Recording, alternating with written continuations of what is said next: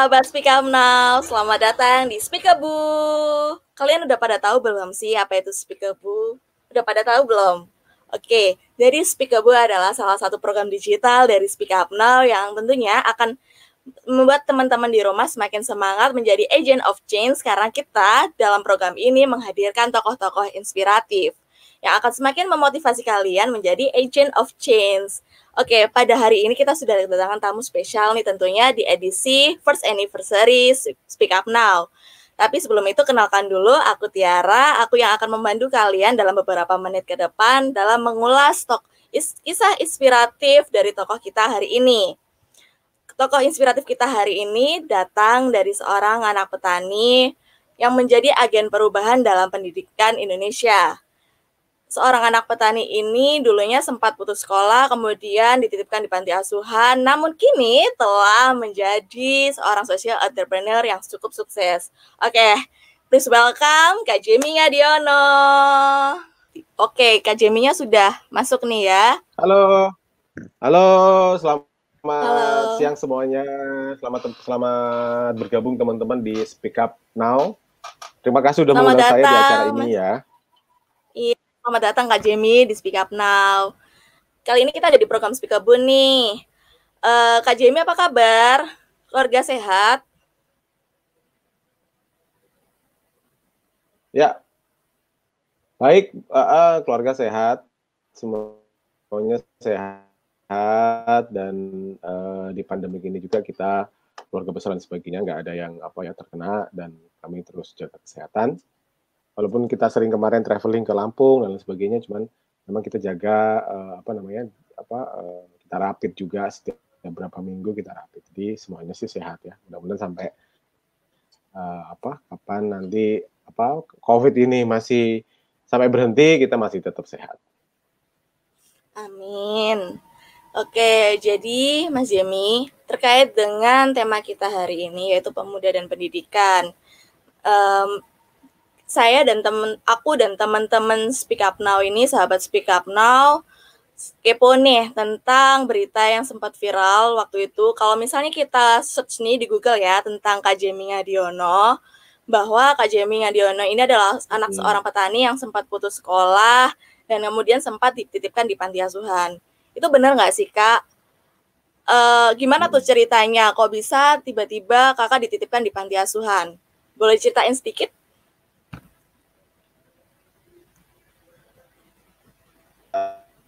Saya sempat susah sekolah, jadi waktu itu lulus SMP, orang tua saya sudah tidak mampu lagi untuk menyekolahkan pada waktu itu. Jadi ketika habis lulus SMP itu gimana bisa lanjut SMA? Akhirnya orang tua mengirimkan saya ke panti asuhan gitu ya. Di panti asuhan itu ya di Jakarta pada waktu itu mereka berharap ketika saya di panti asuhan saya bisa lanjut sekolah gitu. Dan di panti asuhan itu sekitar ya mungkin hampir 8 tahun kalau nggak salah SMA, kemudian sempat juga di panti asuhan itu nggak langsung sekolah, waktu itu masih disuruh jaga, ada perkebunan yayasan lah yang mesti saya jaga dan sebagainya, ada peternakan. Nah setelah berapa tahun itu terus kemudian saya baru lanjut sekolah, jadi sempat telat gitu ya. Jadi nah dari situlah akhirnya saya bisa lanjut sekolah, kuliah ya, terus kemudian bisa dengan pengalaman saya yang dulu karena susah sekolah, susah melanjutkan SMA itu, jadi kayak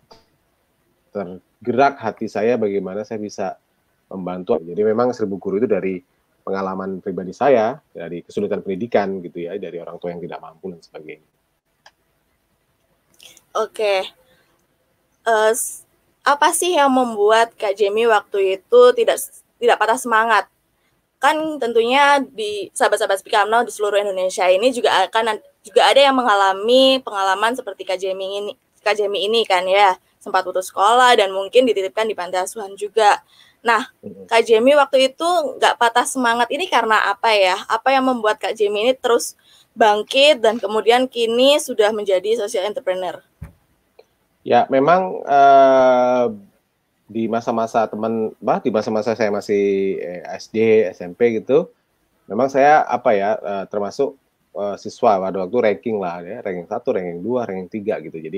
Jadi memang nilai akademikku itu bagus gitu. Nah, kebetulan ketika lanjut SMP SMP itu sampai SMA gitu ya, mau lanjut SMA itu kayak sayang gitu, karena yang pertama bahwa keluargaku tuh nggak ada yang lulusannya itu SMA. Jadi kakakku itu cuma lulusan SD, terus kakakku lagi itu SMP nggak lulus gitu. Nah, ini anak ketiga nih, kayak ibuku juga, bapak ibuku juga cuman ada yang nggak, ibuku kayaknya nggak sekolah gitu ya, cuman sekolah rakyat lah, SR lah ya. Terus orang tua bapak juga tuh waktu itu SR gitu. Jadi memang nggak ada pendidikan tinggi, dan pas di saya, aku di SMP gitu ya, terus kemudian sering juara dan sebagainya, ikut cerdas cermat dan sebagainya. Akhirnya berpikir ini kayaknya nggak boleh putus nih, harus lanjut gitu, karena pendidikan ini penting nih. Kalau saya putus sekolah, pasti nanti nasib ekonomi juga sama kayak orang tua gitu ya, karena pendidikan ini penting banget. Tanpa pendidikan yang baik, kita tidak akan mendapatkan penghidupan yang baik ya. Jadi pendidikan itu utama gitu loh. Kalau cuman SMP doang atau SD doang, itu ya kita ya akan hidupnya akan seperti kayak orang tua gitu loh. Jadi dalam hal kekurangan terus gitu. Nah, akhirnya dari situlah semangat tuh tumbuh gitu, walaupun tinggal di panti asuhan, tapi ya kita nggak kayak saya sempat, aduh kok saya di panti asuhan sih, kok ditaruh di panti asuhan sih gitu, siapa sih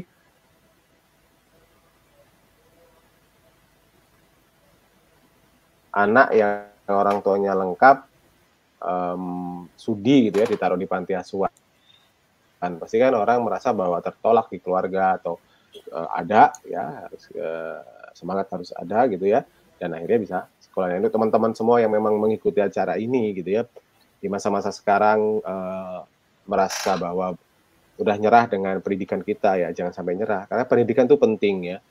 Pendidikan tinggi itu penting sekali, apalagi dibarengi dengan punya skill individu gitu ya. Jadi itu penting sekali ya gitu loh. Harta itu bisa habis gitu, tapi ilmu itu tidak bisa habis. Dengan ilmu yang tinggi, kita bisa mencari harta, bisa mencari kehidupan yang lebih baik gitu.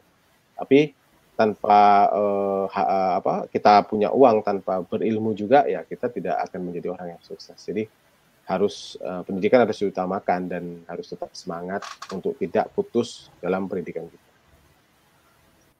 Jadi selama 8 tahun Kak Jemi di panti asuhan itu, panti asuhannya juga di Lampung atau Kak Jemi udah pindah ke Jakarta waktu itu? Ya, jadi selama 8 tahun itu memang panti asuhannya bukan di Lampung. Jadi dari Lampung saya dibawa ke mana? Ke Jakarta. Jadi panti asuhan itu di Jakarta, dan sempat ya, waduh, lumayan jauh perjalanan ya pada waktu itu, hampir 12 jam lah, berangkat sore pulang pagi, sampai pagi lah di panti asuhan gitu. Jadi nggak di Lampung tapi di Jakarta. Jadi sangat jauh dari orang tua gitu. Itu selama 8 tahun mungkin cuman berapa kali aja ketemu orang tua atau pulang gitu, kalau pas memang libur atau itu pulang. Tapi kadang juga libur nggak pulang gitu loh. Jadi, Kak Jemi, waktu itu apa sih pengertian yang diberikan oleh orang tua Kak Jemi terhadap Kak Jemi? Kok tiba-tiba Kak Jemi dititipkan di panti asuhan di Jakarta pula? Kan itu jauh ya dari kampung halaman. Ya, karena pada waktu itu memang orang yang bawa saya ke panti asuhan itu memang dari Jakarta. Jadi dia datang ke Lampung, terus kemudian ketemu sama orang, terus dibawa ke sana gitu, jauh gitu. Dan karena akhirnya saya juga mau kalau ke Jakarta, karena kan untuk lanjut sekolah, untuk pendidikan kan kualitasnya lebih bagus gitu loh, daripada mungkin di kota saya gitu ya, karena di sana pun SMA atau SMK juga kan mungkin kualitasnya akan berbeda dengan kualitas yang ada di Jakarta gitu. Jadi pas dibawa ke sana, panti asuhan di sana, ya akhirnya ya oke lah gitu loh. Oh gitu. Lalu selama 8 tahun itu apa sih suka duka Kak Jemi? Kan kalau di panti asuhan otomatis jauh dari sanak keluarga, jauh dari saudara, harus bertemu dengan orang baru gitu kan ya. Apa sih suka duka selama 8 tahun Kak Jemi berjuang? Apa yang tetap membuat Kak Jemi ini terus akan melanjutkan usahanya, terus semangat selama di Jakarta untuk meraih mimpinya? Ya suka dukanya ya banyak ya. Kalau di panti asuhan kan nggak sebebas di rumah gitu ya. Kalau di rumah kita bisa kemana-mana, bisa main kemana-mana. Kalau selama di panti asuhan, ya di dalam panti asuhan itu sendiri. Jadi benar-benar ya makan, terus kemudian sekolah, pulang bersih-bersih dan sebagainya gitu. Jadi banyak hal yang memang kayak seperti ya terkurung gitu lah, bagaimana orang kita hidup di rumah bebas main dengan teman dan sebagainya. Sekarang ya hanya di panti asuhan itu. Jadi awalnya ya nggak rasa nggak betah dan sebagainya, tapi lama-lama selama setahun 2 tahun 3 tahun akhirnya ya udah gitu ya, udah nyaman di situ dan akhirnya sampai lulus SMA pada waktu itu. Lulus SMA, kemudian kakak keluar dari panti asuhan lalu melanjutkan kuliah sendiri dengan biaya sendiri atau bagaimana?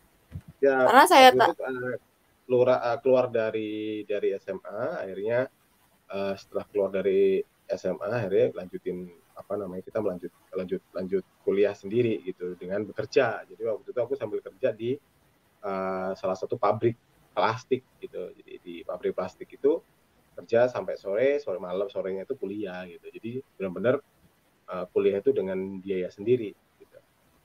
wow, keren banget ya. Ini pasti bisa memotivasi nih buat teman-teman yang kuliah dan bekerja juga Hmm. pastinya. Apalagi di tengah pandemi gini juga pekerjaan susah ya Kak ya. Banyak Hmm. orang-orang di PHK juga. Oke, lalu Kak Jemi ini kalau nggak salah waktu itu sempat masuk ke salah satu televisi swasta menjadi public relation itu dengan ijazah lulus SMA ya kalau nggak salah Kak. Enggak, waktu Atau itu itu kan sudah sambil habis kuliah? dari kuliah, udah D3. Pada Hmm, waktu itu D3 kebetulan ngambil film dan TV. Jadi hmm. apa namanya, dari D3 itu di broadcast, ngambil broadcast, terus kemudian bisa kerja di salah satu stasiun TV. Ya memang pada waktu itu ya ya anugerah juga gitu loh, D3 tapi bisa apa diterima dan bisa bekerja kan gitu. Mungkin rata-rata juga S1 ya. Mungkin di situ kan dilihat dari pengalaman kan gitu loh, pengalaman. Jadi Iya. kadang pendidikan itu penting juga gitu ya, tapi pengalaman itu juga penting juga untuk mendukung kita supaya kita bisa bekerja di tempat-tempat yang memang menjadi impian kita gitu. Jadi nggak jangan hanya bergantung dengan ijazah saja gitu, tapi pengalaman, kualitas gitu ya, dan kemampuan skill kita itu memang bisa menolong kita untuk memperoleh pekerjaan yang kita inginkan. Walaupun mungkin dalam hal ijazah kurang dikit nih syaratnya, atau memang apa namanya nggak yang harus S1 S2 gitu. Tapi kalau pengalamannya bagus pun bisa diterima gitu sebenarnya. Wah, keren banget ya Kak Jemi ya. Maksud aku dari kakak dari Lampung pindah ke Jakarta, sempat putus sekolah, kemudian di panti asuhan, terlalu perjuangannya berkuliah sambil kerja, dan kemudian di tengah Hmm. lingkungan saat itu kerja setelah D3 mungkin ya Kak Jemi, yang lainnya mungkin sarjana, lalu Kak Jemi itu diploma sendiri, pasti tekanannya juga banyak. Jadi Hmm. teman-teman di rumah, sahabat-sahabat Speak Up Now, jangan pantang menyerah karena akan selalu ada rezeki, akan selalu ada anugerah dari Tuhan buat siapapun yang terus semangat, terus ingin merubah nasibnya sendiri menjadi agent of change untuk dirinya sendiri. Hmm. Oke, Hmm. Kak Jamie mungkin ada pesan atau saran untuk sahabat-sahabat Speak Up Now di rumah yang ingin menjadi agent of change untuk dirinya sendiri, merubah nasibnya sendiri agar seperti Kak Jamie nih bisa menjadi Hmm. seorang yang sukses gitu ke depannya. Ya untuk teman-teman ya yang memang sekarang dalam pendidikan, orang tua juga ada lengkap atau memang sekolah masih mampu dibiayai oleh orang tua, kalau saya berpesan bahwa teman-teman harus memanfaatkan itu dengan baik.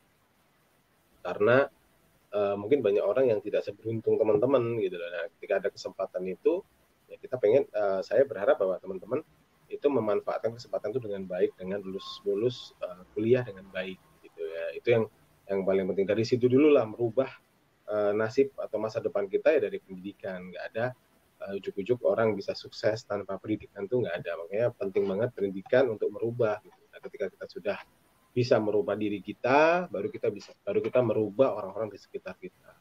Setelah orang-orang kita bisa berubah, kita juga bisa merubah banyak orang di seluruh Indonesia. Nah, ke depannya mungkin bisa jadi Wow. tokoh inspirasi dan sebagainya. Jadi mulai dari diri kita, lakukan hal yang kecil untuk masa depan kita. Itu yang paling penting. Tuh, teman-teman dengerin ya. Jangan lupa dari apapun yang kalian inginkan akan tercapai, tapi itu dimulai dari diri kalian sendiri. Just start to it. Oke? Teman-teman, kali ini kita sudah mengulas tentang Kak Jemi Ngadiono. kepribadiannya dan perjuangannya jadi seorang anak petani dan kemudian kini menjadi social entrepreneur. Lalu untuk selanjutnya kita akan membahas tentang bagaimana sih Kak Jemi ini mendirikan 1000 Guru. Tapi untuk pembahasan itu kita akan lanjutkan di video selanjutnya. Jangan kemana-mana ya teman-teman. Tetap di Speak Up Now di program Speakable.